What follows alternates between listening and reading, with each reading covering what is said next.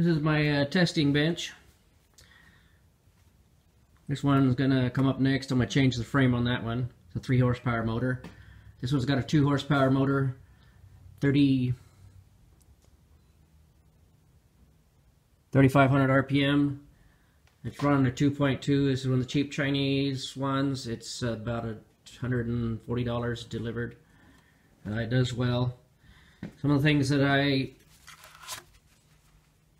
one of the differences that it has, I mean, obviously it's not a dust-free or dust-proof. It's a 400 hertz machine. When I set it to say 60 or 70 hertz to run 60 hertz motor, it doesn't scale on the knob. So this would be 400 hertz all the way over there. When I set it to 60 hertz on other drives such as the KBDA, when I set it to 76 hertz, then the entire range, the top end is 76 hertz. So it's done in percentage. This one does, when I set it at 76 hertz, right about there is 76 hertz, and beyond that it doesn't do anything. I'm used to it. It doesn't bother me. I do like the resolution of having more knob travel to get, because I get little adjustments, give me big changes there. It works good though. I've got it wired in. It powers actuator. I run the linear actuator for a tensioning device. This is my one of my earlier test frames, maybe about the third edition. I had originally used a gas spring on there. I went to the actuator. This is the next edition. It's got the actuator. I have a single tool slot, and I use an adapter here to get a second tool slot. So that's a second tool slot on there. I went ahead and went with a full two clamp machine frame. I changed the rocker from this configuration with a lot of build-up pieces to a 2-piece rocker. So this bottom is milled 1 piece, and then the rocker arm goes in there. I went to the actuator. I've got just some tape holding a bolt in there for the moment. It's got a remote control for the actuator that I just glued to the side.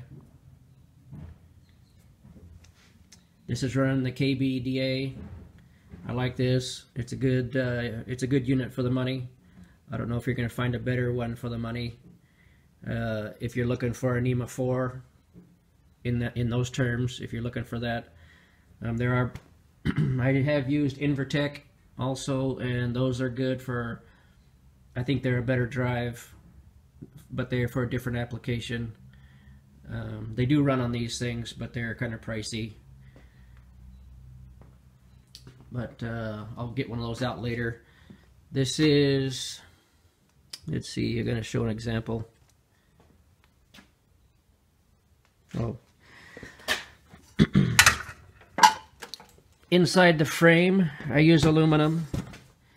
And down inside the frame, where I have the pivot bolt for the arm, I have a solid round bar with a hole in it that carries the bolt through there so it doesn't wear down on the sides of the tube. You got the full width support on there. I do that at the locations where it pivots. And so inside the pivoting arm that goes on here as well, it will have one. Here's a pivoting arm. So inside there it's got one.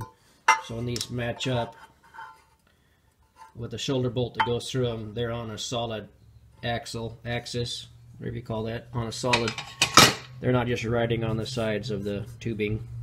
That way it allows me to get very lightweight frames, but retain strength and rigidity by placing extra material in key locations and not just having extra material distributed all through the machine that's not really benefiting anything in terms of rigidity. It's just adding extra weight and mass, which I think is a crutch for not having a good balanced machine, relying on the mass of the machine to keep your vibrations down.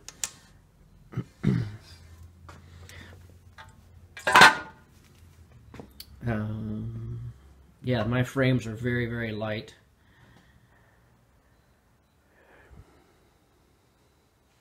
Let's take a look at that Invertech.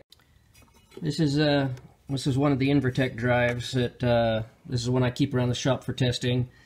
I've sold one of these on a spindle motor machine because it's a 400 hertz capable with NEMA 4. Let's see, they call it IP66. But the one that I ended up selling actually has a knob. The knob is a lot nicer than this. This one I got at a very good price online. It wasn't selling apparently, so it went at a very good price, so I bought it for using around the shop. But it operates real similar. It's got 400 hertz capacity. I don't know if I mentioned that yet.